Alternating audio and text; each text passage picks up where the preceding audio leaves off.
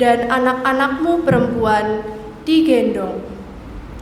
Melihat itu, engkau akan heran dan berseri-seri. Engkau akan tercengang dan berbesar hati.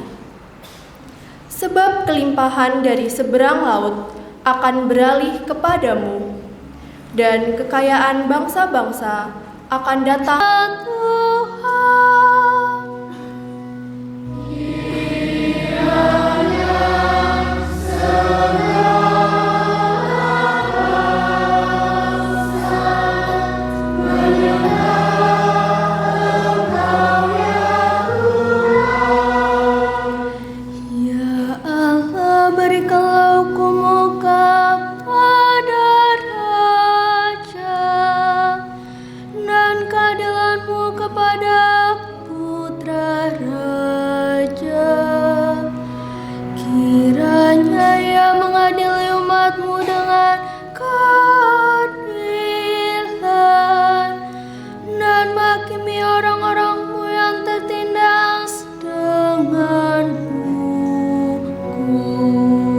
Melalui wahyu, pada zaman angkatan-angkatan dahulu, rahasia itu tidak diberitakan kepada umat manusia, tetapi sekarang dinyatakan dalam roh kepada para rasul dan para nabinya yang kudus.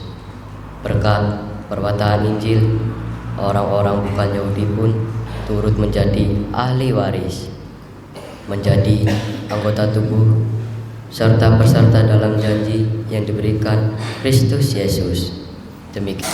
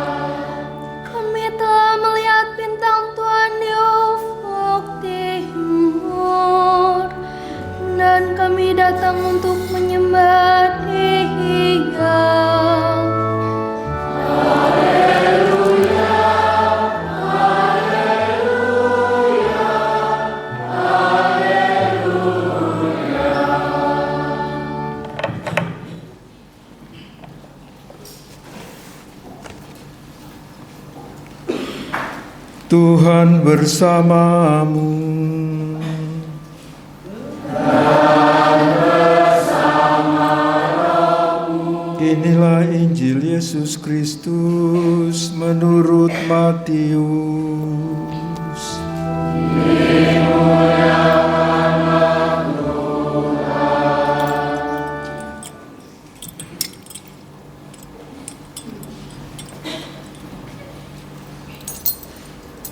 Injil Matius bab 2 ayat 1 sampai 12. Orang-orang Majus dari timur. Sesudah Yesus dilahirkan di Betlehem di tanah Yudea pada zaman Raja Herodes, datanglah orang-orang Majus dari timur ke Yerusalem dan bertanya-tanya, di manakah dia, raja orang Yahudi yang baru dilahirkan itu? Kami telah melihat bintangnya di timur dan kami datang untuk menyembah dia. Ketika Raja Herodes mendengar hal itu, terkejutlah ia beserta seluruh Yerusalem. Maka dikumpulkannya semua imam kepala dan ahli Taurat bangsa Yahudi, lalu dimintanya keterangan dari mereka di mana Mesias akan dilahirkan. Mereka berkata kepadanya, di Betlehem di tanah Yudea, karena demikianlah ada tertulis dalam kitab Nabi.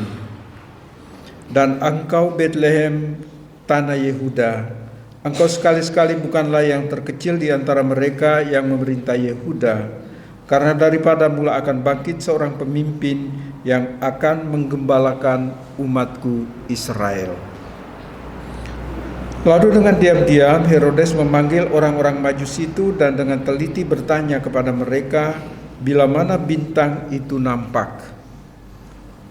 Kemudian ia menyuruh mereka ke Betlehem, katanya, pergi dan selidikilah dengan saksama hal-hal mengenai anak itu, Dan segera sesudah kamu menemukan dia, kabarkanlah kepadaku, supaya aku pun datang menyembah dia."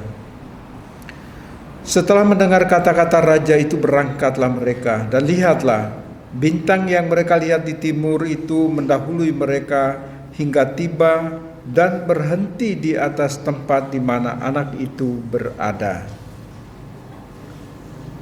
Ketika mereka melihat bintang itu, sangat bersukacitalah mereka. Maka masuklah mereka ke dalam rumah itu dan melihat anak itu bersama Maria ibunya, lalu sujud menyembah dia. Mereka pun membuka tempat harta bendanya dan mempersembahkan persembahan kepadanya, yaitu emas, kemenyan, dan mur. Dan karena diperingatkan dalam mimpi supaya jangan kembali kepada Herodes, maka pulanglah mereka ke negerinya melalui jalan lain.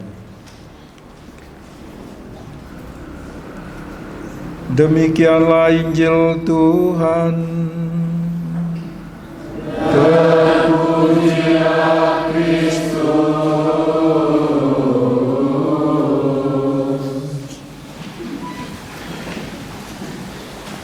Karena hari ini juga hari anak misioner, maka khotbah akan disampaikan oleh Bruder.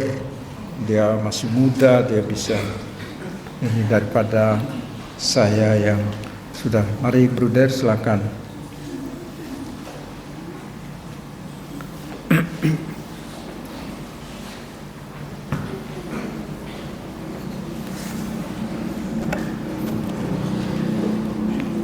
Romo, suster, Bapak Ibu, saudara-saudari yang terkasih dalam Tuhan kita Yesus Kristus, selamat pagi berkah dalam.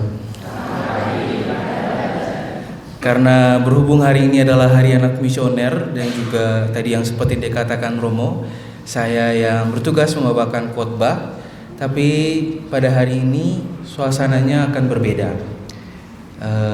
Kita akan memakai sesi Bruder bertanya, umat menjawab. Ya, deg-degan pasti. Aduh, ditanya apa nih? Ya, untuk itu saya akan ke bawah menggunakan mic, nanti bisa tanya-tanya. Tenang aja, hadiahnya nanti pada saat acara Natalan bersama udah disiapin sama panitia. Kaspar, Melkiol, dan Baltasar ini memang tidak ada di dalam kitab suci. Jadi hal-hal nama-nama ini masih bisa berkembang sesuai dengan tradisi orang timur di daerah sana. Lalu tiga raja ini mewakili seluruh bangsa secara universal. Mereka dikategorikan atau dibuat dalam rupa patung tiga raja Majus yang ada di dalam kandang atau gua Natal. Kaspar digambarkan sebagai karakter raja yang tua.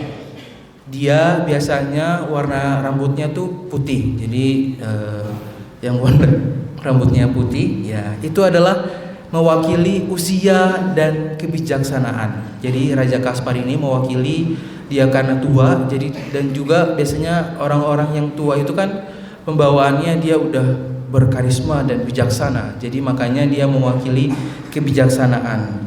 Dan Raja Kaspar ini memberi hadiah emas.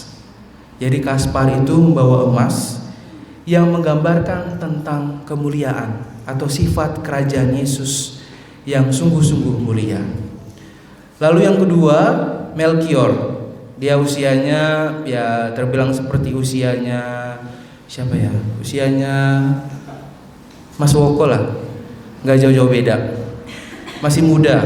Nah, dia digambarkan dengan karakter raja berkulit sawo matang. Sawo matang tuh berarti coklat. Jadi kalau misalnya adik-adik atau mungkin bapak ibu sekalian ketika melihat di goa ada raja yang warnanya kulitnya sawo matang, nah itu berarti dia adalah si Melkior.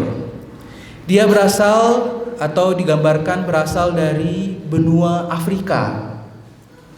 Hadiahnya yang dia bawa adalah kemenyan. Nah, itu adalah simbol penyerahan diri, karena kemenyan kan atau biasa kalau bahasanya sekarang itu dupa. Dupa itu kan wangi-wangian.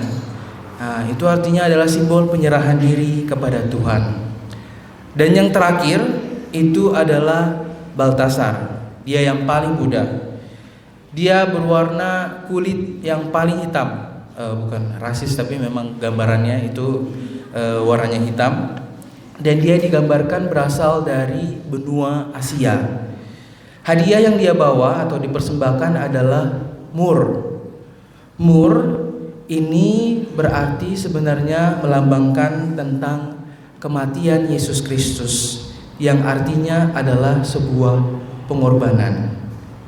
Begitu. Jadi ada 3 raja, Kaspar, Melkior, dan Baltasar. Oke anak-anak, nanti jangan lupa Kaspar, Melkior, dan Baltasar. Urutannya gitu ya, supaya nanti siapa tahu pas ujian atau ulangan pendidikan agama ditanya. Kaspar, Melkior, Baltasar. Kaspar bawa Oke.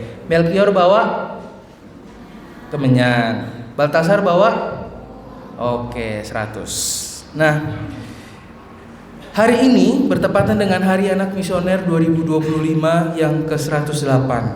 Bapak Paus Fransiskus mengeluarkan suatu dibilangnya suatu pamflet atau sebuah buklet. Itu temanya adalah peziarah harapan dari hati ke hati. Itu adalah tema Anak Misioner tema Hari Anak Misioner 2025. Peziarah harapan dari hati ke hati. Maksud dari tema ini adalah mau mengajak kita untuk merenungkan peran penting anak-anak sebagai agen perubahan, menginspirasi anak-anak untuk menjadi pembawa harapan dan menyebarkan kasih kepada sesama.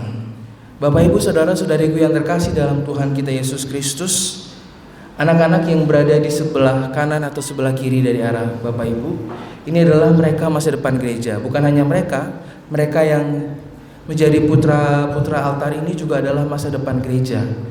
Dan anak-anak Bapak Ibu semuanya itu adalah tonggak masa depan gereja yang harusnya kita dukung, harusnya tetap kita beri semangat dan terus kita dorong. Karena ya muka-muka mereka inilah, maksudnya mereka inilah yang nantinya akan membawa arah kemana gereja akan melangkah. Ada OMK, ada PIA, ada PIR, dan itulah bagaimana yang sebenarnya justru kita mendorong mereka, memberikan pengharapan kepada mereka, karena mereka inilah nanti yang akan membawa sebuah perubahan. Kita nggak tahu bagaimana gereja ke depannya karena tantangan semakin banyak, perubahan zaman, kemajuan teknologi. Mereka sekarang udah mengenal teknologi lebih canggih daripada kita. Mereka udah kenal TikTok, kita yang tua-tua nih mungkin aduh TikTok nih apa ya? Kayak alay, kampungan. Apa kalau enggak mereka udah tahu bahasa-bahasa. Saya di kampus belajar bahasa-bahasa generasi alfa. Pasti mereka ngerti. Kalian tahu bahasa generasi alfa? Sigma, tahu Sigma? Mereka tahu kan? Sigma. Terus Fanum Text, tahu Fanum Text? Tahu? Oh nggak tahu. Apalagi ya? Bahasa-bahasa Gen Alpha tuh lucu-lucu. Sigma tuh artinya karisma. Jadi kalau misalnya anak-anak Bapak Ibu suka ngomong Sigma, nah itu tandanya itu adalah Sigma boy, Sigma girl. Jadi Sigma tuh menunjukkan karisma. Jadi karisma itu kan bahasa Inggrisnya riz. Jadi mereka tuh suka Sigma. Jadi kalau misalnya mereka diajak foto, terus gaya mereka tuh gini. Itu tandanya itu Sigma. Jadi kalau Bapak Ibu atau suster nanti kan, siapa tahu lihat anak-anak panti, ayo kita foto Sigma. Itu adalah gaya-gaya generasi alfa yang harus kita terima karena itu generasi mereka. Apalagi sekarang tahun 2025 ini masuk generasi baru, generasi beta. Jadi anak-anak yang lahir di 2025 seterusnya itu dimasuk generasi beta. Kita nggak tahu lagi bahasa mereka. Jadi makanya pada hari ini, Hari Anak Misioner ini, saya mau mengajak Bapak Ibu semua, kita semua untuk mendorong anak-anak yang berada di sebelah kanan saya, sebelah kiri kita, dan juga mereka yang berada di depan ini. Mereka adalah benar-benar masa depan gereja, dan tentunya gereja mempunyai pengharapan yang besar kepada mereka. Saya mengakhiri khotbah ini dengan sebuah kisah yang cukup unik. Ada seorang anak kecil tumbuh di kota besar. Dia dibesarkan oleh kedua orang tua yang mempunyai kasih sayang yang cukup besar. Apapun yang dia mau, apapun yang anak kecil ini mau, akan selalu dituruti oleh orang tuanya. Dia mau apa diturutin, dia mau PS diturutin. Namun seiring berjalannya waktu, pada suatu ketika dia menginginkan hadiah tertentu, dia memendamnya di dalam hati. Karena dia sadar bahwa pada saat itu kedua orang tuanya sedang berusaha untuk menyegarkan kembali perekonomian keluarga mereka. Karena terbiasa dikasih atau terbiasa untuk diberikan apa yang dia inginkan, suatu ketika dia yang terbiasa pergi ke sekolah dengan menggunakan transportasi umum, bisa dibilang sebut saja kereta rel listrik atau KRL. Suatu ketika dia pulang, dia merasa bahwa sepedanya yang dia gunakan dari rumah ke stasiun kereta itu sudah sangat lapuk. Dia selalu meminta kepada bapaknya dan ibunya, tapi dengan satu jawaban, sabar ya nak, sabar ya nak, sabar ya nak. Lalu suatu ketika karena anak ini sudah jengkel, dia akhirnya bermain sebuah drama. Ketika menyeberang di perlintasan kereta api, dia akhirnya pura-pura menjatuhkan sepeda itu di tengah rel. Lalu akhirnya dia mengeluarkan insto, tahu insto yang buat membersihkan mata. Dia teteskan ke mata itu, dia tetes gini, lalu dia pura-pura nangis sambil bilang, aduh pak, bu, tolong sepeda saya nyangkut di rel. Dan akhirnya dari arah selatan datanglah kereta rel listrik atau KRL berkecepatan tinggi yang akan segera melindas. Tapi untungnya anak itu diselamatkan, tapi naas, sepedanya hancur. Kemudian anak ini pulang ke rumah sambil bawa sepeda yang hancur itu. Pak, bu, sepedanya hancur. Oh ya udah, besok kita beli ya nak. Akhirnya belilah sepeda baru. Oke, urusan sepeda lancar. Lalu anak kecil itu bertumbuh, masuk ke sekolah swasta, ke SMP. Lalu di SMP itu dia mau minta ganti HP. Dia bingung, Pak, kayaknya HP zaman sekarang ini bagus-bagus. Oh iya, sabar ya nak. Terus akhirnya dia cari ide. Karena di rumahnya menggunakan kloset yang duduk, akhirnya dia pura-pura menjatuhkan handphone itu ke kloset supaya handphonenya rusak, handphonenya hilang. Kemudian akhirnya dia bilang ke bapaknya, Pak, tadi HP-nya jatuh. Ya udahlah nak, kalau gitu HP-nya nanti kita beli yang baru ya. Oke. Sering berjalannya waktu, anak ini masuk ke SMA. Nah, ketika itu si bapak sama ibunya ini menawarkan, Dek, kan bentar lagi kamu SMA, kamu nggak tertarik mau masuk seminari kah? Mau masuk ke sekolah asrama? Kalau gitu, oke lah. Si anak ini menjawab, aku mau masuk SMA Vanlit di Muntilan. Oke. Diambil pendaftaran, tes, hasilnya lulus, diterima. Tapi suratnya disembunyiin sama si anak ini.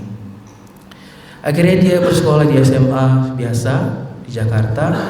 Lalu dia memilih kuliah di luar kota. Lalu setelah dia kuliah di luar kota, akhirnya dia terbiasa hidup mandiri dengan segala kebebasannya dan segala macam. Setelah lulus kuliah, kemudian dia mendapatkan pekerjaan yang cukup mapan, mendapatkan gaji yang ibaratnya bisa dibilang cukup fantastis, bisa membahagiakan kedua orang tuanya, bisa mengajak kedua orang tuanya jalan-jalan, liburan. Tapi nyatanya ternyata Tuhan punya rencana lain. Ketika anak ini sedang mengalami kejenuhan, kebosanan karena hidupnya begitu-begitu saja, akhirnya anak ini berdoa kepada Tuhan lewat perantaran Bunda Maria. Tuhan, Bunda, kayaknya hidup aku bosan-bosan aja deh. Dan di saat itulah anak itu telah dicatok Tuhan untuk menjadi pewarta sabdanya. Dan anak itu sekarang telah berdiri di hadapan Bapak Ibu semua, Dan anak itu telah tumbuh menjadi seorang pewarta sabda yang bisa membagikan sabda kepada semua orang yang ada di sekitarnya.